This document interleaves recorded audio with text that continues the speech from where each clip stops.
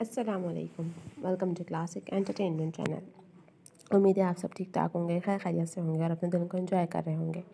मैं लेकर आई हूँ आपके लिए नावल हाल दिल मेरा पूछो ना सनम की एपिसोड। लेकिन नावल के एपिसोड की तरफ बढ़ने से पहले अगर आपने अभी तक हमारे चैनल को लाइक नहीं किया, सब्सक्राइब नहीं किया, तो जल्दी से लाइक भी कर दीजिए, सब्सक्राइब भी कर दीजिए और बेल आइकन को भी प्रेस कर दीजिए। तो चलिए हम शुरू करती हूँ नावल की एपिसोड 53। बरीरा ने एक चोर नज़र साथ बैठे जुनैद दुरानी पर डाली थी, जो लब भींचे खामोशी से ड्राइविंग करने में मसरूफ़ था। उस वक्त उसने कोट पहना हुआ था। ये कोट उसने नैना के रूम में जाने से पहले पहना था ताकि वो लोग ज़्यादा परेशान ना हो, लेकिन फिर भी वो सब उसके चेहरे पर आए ज़ख्मों के सबब परेशान हो गए थे, जिस वजह से उसे मुख्तसरन उन्हें इस हादसे के बारे में बताना पड़ा। जुनैद दुरानी ने एक लड़की की हिफाजत अपनी जान पर खेल कर की थी, पहले उसकी मदद करना, फिर उस लड़की की मदद को ख़तरे में कूद जाना। आखिर जुनैद दुरानी का असल रूप क्या था? बेहिस और लापरवाह अयाश मर्द, या फिर एक ज़िम्मेदार दरपर्दा एक अच्छा इंसान? जो भी था, उसके दिल की मसनद पे वो पहले दिन से बराजमान था, लेकिन जुनैद दुरानी उसकी ज़िंदगी में चांद किसी अहमियत रखता था, जिसे वो देख तो सकती थी लेकिन छू नहीं सकती थी। मेरा पोस्टमार्टम पूरा हो गया हो तो मुझे जल्दी से बता दो, अगर रास्ते से कुछ खाना है तो, क्योंकि घर जाकर मैं बस गोल्डन नाइट बनाने का प्रोग्राम रखता हूँ। फिर मत कहना कि खाने का पूछा नहीं, बाद में फिर मौका नहीं मिलना। उसके बेबाक अंदाज गुफ्तगू ने उसकी बाकी मानदा भूख भी उड़ा दी। हालांकि उसे भूख लग रही थी, लेकिन इस संगदिल की चोटें और उसकी जान खतरे में डालने वाली बात ने उसकी इश्तहा को कम कर दिया था। मगर उसकी की गई गुफ्तगू ने बरीरा की बाकी भूख भी मार डाली, तो वो फ़कत इनकार में ही सर हिला सकी, वरना जुनैद दुर्रानी ने अपनी बात का जवाब ना देने पर कोई नया कदगन लगा देना था। बरीरा को सोचों में गुम देख जुनैद दुर्रानी ने गहरी बेबाक नज़र साथ बैठी बरीरा पर डाली, जिसके गाल सुर्खे माइल होकर भाप छोड़ने लगे थे। जेडी की गहरी खुद में उतरती नज़रों ने उसे बुरी तरह से कंफ्यूज कर डाला था। वो सर झुकाती तो उसका चश्मा फिसल कर नाक के किनारे आ टिकता, जिसे वो उनकी शहादत से वापस ऊपर जमा लेती। वो कभी हाथ मसलती थी तो कभी गाड़ी की विंडोज से बाहर दिखने लगती। जुनैद दुर्रानी उसकी कैफियत भांपता आंखों में एक शौक सी चमक लिए रोमांटिक सॉन्ग प्ले कर चुका था। गाने के बेबाक बोलों और उस सिंगर के सुर से सुर मिलाते जुनैद दुर्रानी ने अच्छे से उसके होश उड़ा दिए थे। बिलाशुबा अब उसकी आवाज़ भला की खूबसूरत थी, और कोई और वक्त होता तो वो उसकी आवाज़ की दिल से तारीफ़ करती, लेकिन इस वक्त सिचुएशन काफ़ी अलग थी। वो अच्छे से उसकी जान लेने के दर पे था। वो तो शुक्र हुआ कि घर का गेट आते ही रिप्ले में चलता सॉन्ग उसने बंद कर दिया था, लेकिन आगे के लम्हात को सोचते बरीरा के हाथ पैरों में सनसनाहट होने लगी थी। जुनैद दुर्रानी की गाड़ी सुबह रवि से ड्राइव वे पर आकर ठहरी ही थी कि बरीरा अपना पर्स संभालते तेज़ी से फ्रंट डोर खोलकर गाड़ी से उतर गई, जबकि उसके इस कदर फुर्ती दिखाने पर जुनैद दुर्रानी के लबों के गोशों पर बड़ी दिल आवेज़ मुस्कुराहट आन ठहरी थी। यही मशरक़ी अदा तो थी जिसने उसे दीवाना बनाया था। इस बेबाक माहौल में हया का नज़र आना ऐसा था जैसे तपते सेहरा में किसी प्यासी को सराब करने का कोई अबर का टुकड़ा आ बरसे। दूसरी तरफ बेख्याली में बेडरूम में कदम रखते ही रूम का रोमांची माहौल देख बरीरा की आंखें फटी की फटी रह गईं। रूम की लुक को फिर से फ्रेश किया गया था। ताज़ा फूल और जलती हुई खुशबूदार कैंडल्स, मद्धम पड़ती रोशनी, पूरे कमरे में फैली भीनी भीनी सी खुशबू टकराती उसके हवासों को गोया जकड़ने लगी, तो उसी फितरी घबराहट ने आन घेरा। लेकिन उसकी जान तो तब निकली जब पीछे से रूम में दाखिल होते जुनैद दुर्रानी ने डोर लॉक करते उसके करीब आकर उसे बाहों में भरकर उसकी नेक लाइन को शिद्दत से छुआ, और उसके सर का हिजाब नरमी से उतारकर सोफे की जानिब उछालते उसने बरीरा के जूड़े में कैद बालों को कैचर से निकाल दिया, तो उसके घने बालों का आबशार पुष्प पे बिखरता चला गया। जेडी ने सहर ज़दा होकर बरीरा के बालों पर लब जमाए तो उसके हाथ में पकड़ा पर्स हाथ की पकड़ से छूटकर ज़मीनबोस हो गया। बरीरा को एकदम यूँ लगा कि उसका दिल बस अभी बंद हो जाएगा। मैं आज पूरे होश हवास में हलाल को हलाल तरीके से अपनाने का इरादा रखता हूँ, और मुझे यकीन है कि माई लेडी आपको इस बात पर अब कोई एतराज़ नहीं होगा। एक झटके से बरीरा का रुख अपनी जानिब करते उसने बरीरा की नाक पर फिसलती ऐनक को उसके चेहरे से अलग करते उसे भी सोफे की जानिब उछाल दिया, तो बरीरा ने गिरने के डर से उसके बाजू को दबोचे खून छलकाते चेहरे के साथ ज़रा की ज़रा नज़र उठाकर उसके वजी चेहरे की जानिब देखा था।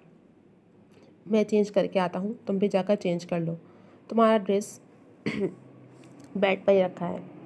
नरमी से उसे गाल को हाथ की पुछ से सहलाते जुनैद दुर्रानी हल्का सा झुका और उसकी पेशानी चूम कर एक मखमूर सरगोशी उसके दाएं कान में फूकी, और नरमी से उसे आज़ाद करते वो उसके करीब से हवा के झोंके के मानंद निकला था।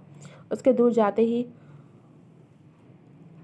بریرہ کی رکی ہوئی سانسیں بحال ہوئیں۔ اس نے گہری گہری سانس بھرتے خود کو پرسکون کرنا چاہا اور جنید درانی کے حکم کی تعمیل نے بیڈ کی جانب قدم بڑھا دیے، جہاں سلک کی پنک میکسی سٹائل کی گھیردار نائٹی بیڈ پر پھیلی ہوئی تھی۔ اس کی بحال ہوتی ہوئی دھڑکنیں اس لباس کو دیکھنے کے بعد دوبارہ سے بے حال ہوئی تھیں۔ اس نے کپ کپاتے ہاتھوں سے اس ڈریس کو اٹھایا تھا۔ جنید درانی کو فریش ہونے میں وقت لگتا، اسی لیے وہ جلدی سے ڈریسنگ روم میں جا کر لباس بدل آئی تھی۔ پنک ٹخنوں کو چھوتی گھیردار سلک میکسی میں ملبوس کھلے بالوں کے ساتھ وہ بغیر کسی مصنوعی سہارے کے بھی بلا کی حسین لگ رہی تھی۔ اس نے سامنے قداوا شیشے میں خود کو بغور دیکھا۔ دودھیاں عریاں بازو اور نسوانی حسن کو اجاگر کرتی رعنائیاں۔ وہ بلا کی حسین تھی لیکن اس میں بے باکی نہیں تھی۔ اس وقت بھی اس کے گال شرم سے تپ رہے تھے۔ وہ اس ڈریس میں غیر آرام دہ محسوس کر رہی تھی، لیکن یہ اس کے شوہر کی خواہش تھی جس کا احترام اس پر واجب تھا۔ مجھ میں آخر ایسا کیا ہے جو وہ شخص مجھ پر مہربان ہوا؟ مجھ سے حسین تردار لڑکیاں تو ان کے اپنے سرکل میں موجود ہیں، پھر مجھے ہی کیوں انہوں نے اپنی زندگی میں شامل کیا؟ چند حسین راتیں تو کوئی بھی لڑکی انہیں دے سکتی تھی، پھر انہوں نے میرے ساتھ ہی کیوں رشتہ بنایا؟ سوال در سوال اس کے اندر اٹھ کر اسے بے چین کر رہے تھے، لیکن وہ یہ نہیں جانتی تھی کہ یہی سوالات کی چک پھیریاں جنید درانی کو بھی بے چین کیے رکھتی تھیں۔ وہ بھی انہی سوالوں کے جوابات کے لیے سرگرداں تھا۔ وہ اپنے خیالوں میں اتنی گم تھی کہ اسے خبر بھی نہیں ہو سکی اور وہ جنید درانی کے مضبوط حصار میں قید ہو گئی۔ گلابی لباس میں گلابی ڈال لگ رہی ہو، سارے جہاں کی خوبصورتی گویا تمہارے وجود میں سما گئی ہے۔ اپنے لمس کی چھاپ اس کی شولڈر پر نرمی سے چھوڑتے اس نے ایک جھٹکے سے بریرہ کو اپنی باہوں میں بھرا تو اس نے گھبرا کر اپنی باہوں کا ہار اسے گلے میں ڈال دیا۔ جنید درانی نے نرمی سے اسے بیڈ پر لٹایا اور خود بھی اس کے قریب ہی دراز ہو گیا۔ میں بے شک حرام کی طرف گیا ہوں، لیکن جو رشتہ اور جو تعلق میں تم سے بنا رہا ہوں وہ تعلق جنید درانی نے آج تک کسی سے بنایا نہیں ہے۔ تم وہ پہلی لڑکی ہو جو جنید درانی کے بیڈ روم میں اس کے اتنے قریب ہو کہ میں تمہاری دھڑکنوں کا شور بآسانی سن سکتا ہوں۔ بریرہ کا ہاتھ تھام کر اپنے چہرے کے قریب لا کر اس کے ہاتھ کے پشت کو چومتے جنید درانی ایک دم اس کے پہلو سے اٹھا تو اس نے بے ارادہ گردن موڑ کر اسے دیکھنا چاہا تو اس کی نظریں جنید درانی کو شرٹ لیس دیکھ سرہ سے واپس موڑ آئی تھیں۔ اس نے ہمت کرتے پھر اس کی جانب دیکھا تھا۔ اس کی مضبوط باہیں اور باڈی کے کٹس بالکل کسی فلمی ہیرو جیسے تھے۔ وہ سچ میں وہی شہزادہ تھا جس کا اسے ایک مدت سے انتظار تھا، لیکن اس شہزادے نے ایک روز واپس لوٹ جانا تھا۔ یہ بات یاد آتے ہی حسین خواب دیکھتی آنکھوں میں گویا مرچیں سی بھر گئی تھیں۔ تمہاری منہ دکھائی کا گفٹ۔ اس کے اوپر جھکتے جنید درانی نے ایک بیش قیمت ڈائمنڈ کا نیکلس اس کے گلے کی زینت بنایا اور اس کے ماتھے پر نرمی سے بوسہ دیا تو بریرہ نے پرسکون ہوتے اپنی آنکھیں مول لی تھیں۔ دل بے شک کڑلایا تھا کہ وہ شخص اس کا ہو کر بھی اس کا نہیں، لیکن وہ یہ بھی جانتی تھی کہ وہ ایک جائز تعلق میں بننے جا رہی تھی۔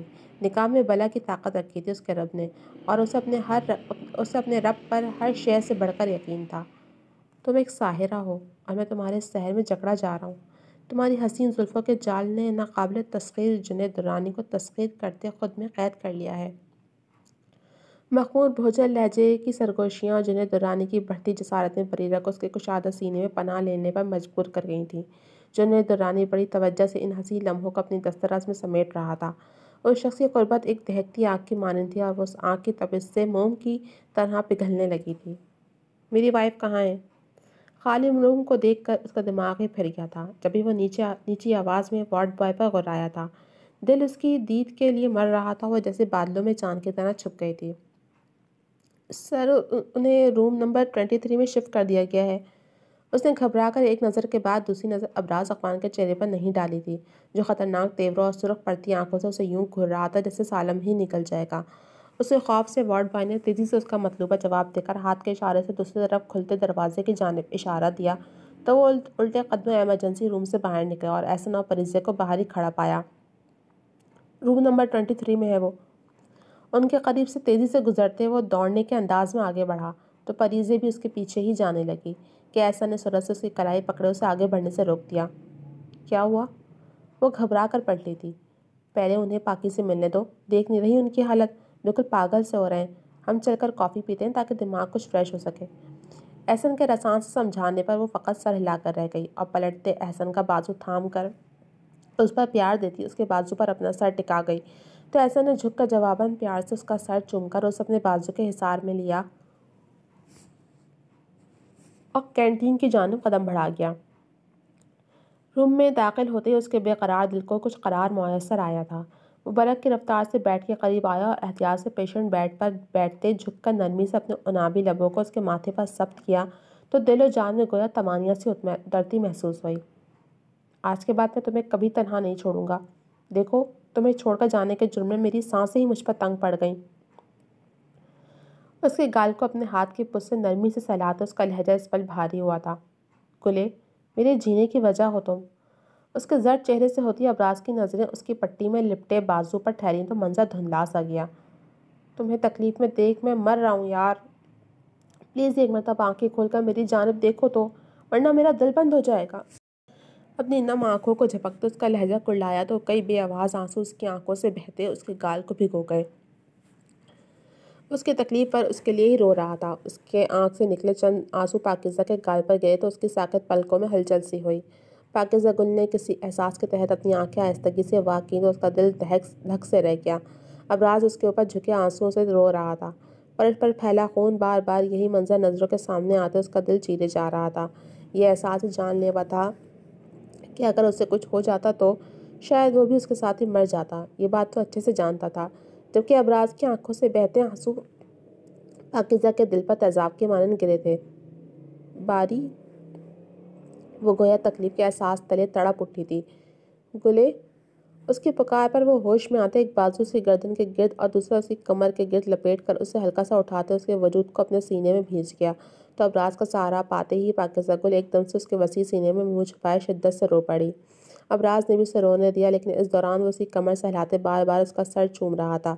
کچھ دیر دل ہلکا کرنے کے بعد وہ کچھ بولنے کے قابل ہوئی تھی۔ میں بہت ڈر گئی تھی باری، اس کی باہوں میں سکون محسوس کرتے وہ بھرائے ہوئے لہجے میں گویا ہوئی۔ میں بھی۔ ہلکا سا چہرہ موڑتے ابراز نے اس کی کن پٹی کو چوما تھا۔ میں آپ کا انتظار کر رہی تھی کہ اپارٹمنٹ کا ڈور کھل کر بند ہوا۔ میں سمجھی آپ آ گئے، لیکن آپ کی جگہ اس شیطان کو دیکھ میں ڈر گئی تھی۔ اس نے مجھ پر اچانک سے حملہ کیا تو میں نے ہاتھ میں پکڑا کافی کا مگ اس کے اوپر اچھال دیا اور تیزی سے وہاں سے بھاگ نکلی۔ لیکن میں یہاں پہنچی کیسے؟ میں تو سڑک پر گر گئی تھی۔ ابراز کے سینے سے لگی وہ آپ بیتی سناتے ایک دم پریشان ہونے کے ساتھ حیران بھی ہوئی۔ تمہیں جنید درانی اور اس کے وکیل لوگر نے ان لوگوں سے پروٹیکٹ کیا ہے۔ نرمی سے اسے بیڈ پر لٹاتے ابراز نے پیار سے اسے بال سمیٹے تو پاکیزہ گل نے ابراز کو پیار بھری نظروں سے دیکھا تھا۔ اس کے ایک ہاتھ میں پٹی بندھی تھی، دوسرے ہاتھ میں کینولا لگا تھا جس میں ڈرپ کی نیڈل لگی تھی۔ باری، اپنا چہرہ قریب لاؤ۔ پاکیزہ گل کی فرمائش پر اس نے الجھ کر اسے گلابی پڑتے چہرے کو دیکھا اور اپنا چہرہ اس کے چہرے کے قریب لایا تو پاکیزہ گل نے ہلکا سا چہرہ اٹھا کر اپنے مخملی لب اس کے گال پر ثبت کر دیے۔ آئی لو یو باری۔ اپنی محبت کا برملا اظہار کرتے اس مرتبہ اس نے ابراز کے دوسرے گال کو بھی دھیرے سے چھوا تو ابراز کو اپنی ترچھی کلر اسمائل پاس کرتا اسے گلابی پڑتے چہرے کو شوق بھری نظروں سے دیکھنے لگا جو کچھ دیر پہلے تک زرد ہو رہا تھا۔